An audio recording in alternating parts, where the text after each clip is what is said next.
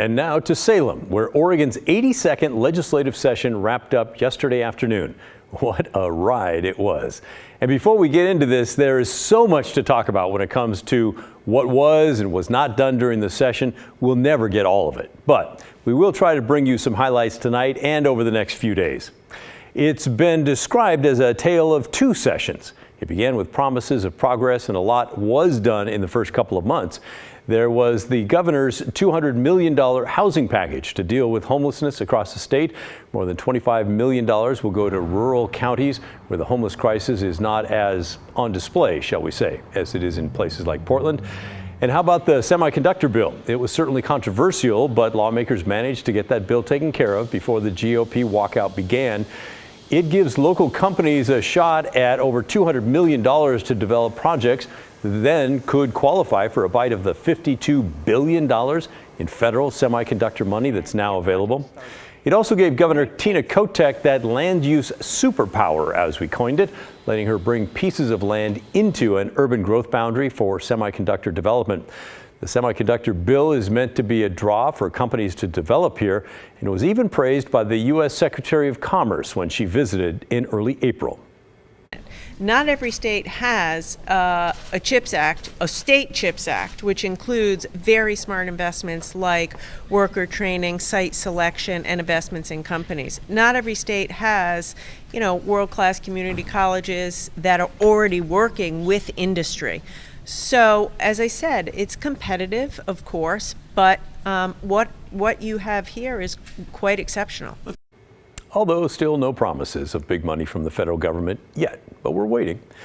After those legislative wins for the governor, there was disaster. On May 3rd, Senate Republicans walked out, denying a quorum in that chamber, meaning that nothing could be done.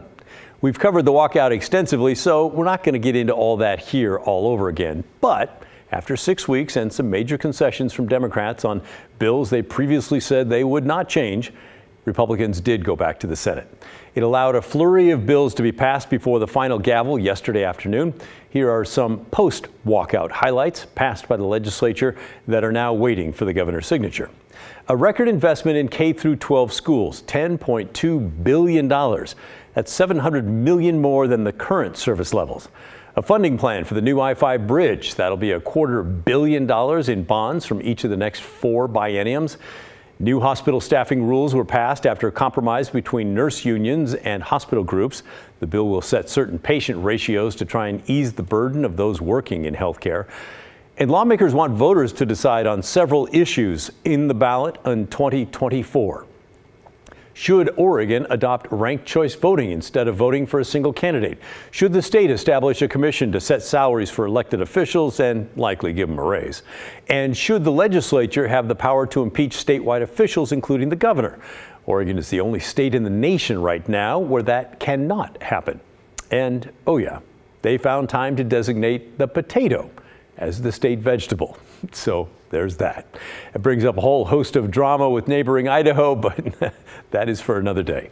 There was one bill that died late in the session on the very last day, and we'll explore that further in the week. It's House Bill 3414. It was a priority for Governor Kotek. The idea was to jumpstart more affordable housing by cutting through all the red tape.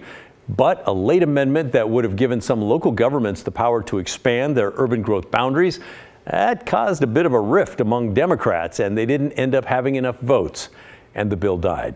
Again, much more on this later in the week, including how the governor is responding. In any case, our coverage of the session's not over. That's because the governor has a month now to veto any bills that she does not like or parts of the budget that she wants changed.